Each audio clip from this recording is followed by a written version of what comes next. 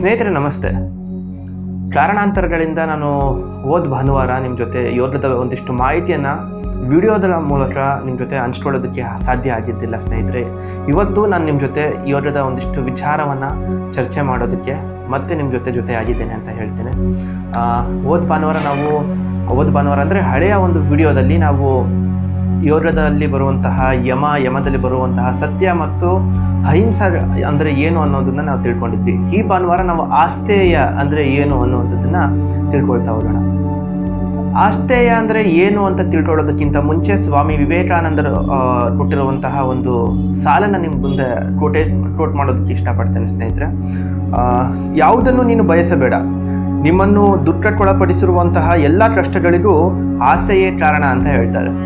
ಸಹಜವಾಗಿ ನಾವು ಯಾವುದಾದ್ರೂ ಒಂದು ಎಕ್ಸ್ಪೆಕ್ಟೇಷನ್ನ ಇಟ್ಕೊಂಡ್ವಿ ಅಥವಾ ಯಾವುದಾದ್ರೂ ಏನಾದರೂ ನಾನು ಮಾಡ್ತೀನಿ ಅದಕ್ಕೆ ಈ ಥರದೇ ಪ್ರತಿಫಲ ಬೇಕು ಅಂತ ಎಕ್ಸ್ಪೆಕ್ಟೇಷನ್ ಇಟ್ಕೊಂಡಾಗ ಅದು ಸಹಜವಾಗಿ ಆಗುತ್ತೆ ಅನ್ನೋದಕ್ಕಿಂತ ಆದರೆ ಒಳ್ಳೆಯದು. ಆಗದೇ ಇದ್ದಾಗ ನಮ್ಗೆ ಆಗುವಂಥ ಆ ದುಃಖ ಏನಿದೆ ನಿಜಕ್ಕೂ ಸಹ ಅದನ್ನು ಹೇಳಲಿಕ್ಕೆ ಸಾಧ್ಯ ಇಲ್ಲ. ಅದಕ್ಕೆ ಸ್ವಾಮೀಜಿ ಹೇಳ್ತಾರೆ, ಯಾವುದನ್ನು ಕೂಡ ನೀನು ಆಸೆಯಿಂದ ನೋಡಬೇಡ, ಯಾವುದನ್ನು ಸಹ ನೀನು ಬಯಸಬೇಡ. ನಿಸ್ವಾರ್ಥತೆಯಿಂದ ನೀನು ಪ್ರಾಮಾಣಿಕವಾಗಿರುವಂತಹ ಒಂದು ಅಭ್ಯಾಸ ಅಥವಾ ಯಾವುದಾದ್ರೂ ಒಂದು ಪ್ರಾಮಾಣಿಕ ಪ್ರಯತ್ನ ನೀನು ಮಾಡಿದರೆ ಎಲ್ಲವೂ ಸಹ ಬರುತ್ತೆ ಅಂತ ಅವರು ಈ ಒಂದು ವಾಕ್ಯದ ಮೂಲಕ ನಿಮಗೆ ತಿಳಿಸಿರುವಂಥದ್ದು ಸ್ನೇಹಿತರೆ. ಹಾಗಿದ್ರೆ ಆಸ್ತೇಯ ಅಂದರೆ ಏನು ಅಂತ ತಿಳ್ಕೊಳ್ತಾ ಹೋಗೋಣ.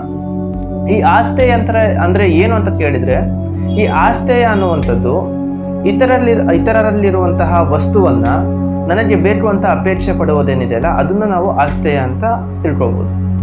ಇತರರ ಹತ್ರ ಒಂದು ಅದ್ಭುತವಾಗಿರುವಂತಹ ಸ್ಮಾರ್ಟ್ ವಾಚ್ ಇದೆ, ನನಗೂ ಆ ಸ್ಮಾರ್ಟ್ ವಾಚ್ ಬೇಕು.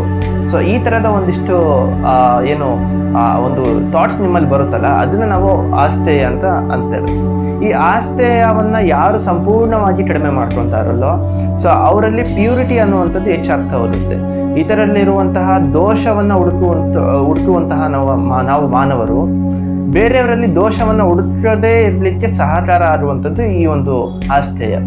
ಇತರರಲ್ಲಿರುವಂತಹ ವಸ್ತುವಿನ ಮೇಲಿರುವಂತಹ ಒಂದು ವ್ಯಾಮೋಹ ಅಥವಾ ಒಂದು ಅದು ಬೇಕು ಅನ್ನುವಂತಹ ಒಂದು ಹಂಬಲ ಏನಿದೆ ಅಲ್ಲ, ಈ ಹಂಬಲವನ್ನು ನಾವು ದೇವರ ಕಡೆಗೆ ನಾವೇನಾದರೂ ತಿರುಗಿಸಿದ್ರೆ, ದೇವರೇ ನೀನು ನನಗೆ ಬೇಕು ಅಂತ ನಾವು ದೇವರನ್ನ ಒಂದಿಷ್ಟು ಪ್ರೀತಿಯಿಂದ ಗೌರವದಿಂದ ಕಾಣುವಂಥ ಪ್ರಯತ್ನ ಮಾಡಿದರೆ ನಿಜಕ್ಕೂ ಸಹ ಇಲ್ಲಿ ಹಾಕುವಂಥ ಎಲ್ಲ ಎಫರ್ಟ್ನು ಕೂಡ ಭಗವಂತನ ಕಡೆಗೆ ನಾವು ಅರಸಿದ್ದೇ ನಿಜ. ಆದರೆ ಭಗವಂತ ನಮಗೆ ಸಾಕ್ಷಾತ್ಕಾರಗೊಳ್ತಾನೆ ಅನ್ನೋದ್ರಲ್ಲಿ ಅನುಮಾನ ಇಲ್ಲ ಸ್ನೇಹಿತರೆ. ಅದಕ್ಕೆ ಹೇಳ್ತಾರೆ, ಈ ಆಸ್ತೇಯ ಅನ್ನುವಂಥದ್ದು ಸ್ಪಿರಿಚುವಾಲಿಟಿಯಲ್ಲಿರುವಂತಹ ಮೊದಲನೇ ಹಂತ ಅಂತ ಹೇಳ್ತಾರೆ. ಸೊ ಸಹಜವಾಗಿ ನಾವು ಆಸ್ತೇಯ ಅಂದರೆ ಏನಂತ ತಿಳ್ಕೊಂಡ್ವಿ, ನಾವು ಕಳ್ಳತನ ಮಾಡಬಾರ್ದು ಅಥವಾ ಬೇರೆಯಲ್ಲಿರುವಂತಹ ವಸ್ತುವನ್ನು ಇಟ್ಕೋಬಾರ್ದು ಅಂತ ನಾವು ತಿಳ್ಕೊಂಡ್ವಿ. ಆದರೆ ಅದು ಉಪಯೋಗ ಆಗುತ್ತೆ ಅಂತ ನಿಮ್ಗೆ ಗೊತ್ತಿದ್ರೆ ಕೇಳಿಸ್ಕೊಳ್ಳಿ. ಆದರೆ ಸಹಜವಾಗಿ ಕೇಳ್ದೇನೆ ಒಂದು ರೀತಿಯ ಕಳ್ಳರ ಥರ ನಾವು ಅವರಲ್ಲಿರುವಂತಹ ವಸ್ತುವನ್ನು ತಗೊಳ್ತೀವಿ ಅನ್ನೋದು ಆದರೆ ಅದು ಆಸ್ತೇಯಕ್ಕೆ ನೀವು ಕೂಡ ಮಾಡುವಂಥ ಒಂದು ಉದಾಹರಣೆ ಅಥವಾ ಕೊಡುವಂತಹ ಒಂದು ಉದಾಹರಣೆ ಆಗುತ್ತೆ ಅನ್ನೋದರಲ್ಲಿ ಅನುಮಾನ ಇಲ್ಲ ಸ್ನೇಹಿತರೆ.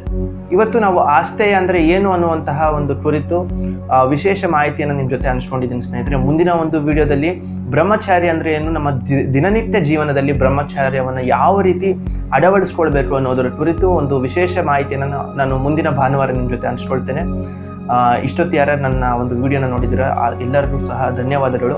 ಇನ್ನೂ ಯಾರ್ಯಾರು ಚಾನಲ್ನ ಸಬ್ಸ್ಕ್ರೈಬ್ ಮಾಡ್ಕೊಂಡಿಲ್ಲೋ ಆದಷ್ಟು ಬೇಗ ನೋಂದಣಿಯನ್ನು ಮಾಡ್ಕೊಳ್ಳಿ. ಇದರಿಂದ ಮುಂದಿನ ಒಂದು ವಿಡಿಯೋ ನಿಮಗೆ ನೇರವಾಗಿ ತಲುಪೋದಕ್ಕೆ ಸಹಕಾರ ಆಗುತ್ತೆ ಅಂತ ಹೇಳ್ತಾ ಇವತ್ತಿನ ಒಂದು ವಿಡಿಯೋನ ನಿಮ್ಮ ಸ್ನೇಹಿತರ ಜೊತೆ ಹಂಚ್ಕೊತೀರ ಅಂತ ನಾನು ಭಾವಿಸ್ತೇನೆ. ಮುಂದಿನ ಒಂದು ವಿಡಿಯೋದಲ್ಲಿ ಸಿಗ್ತೀನಿ. ಜೈ ಹಿಂದ್, ವಂದೇ ಮಾತರಂ.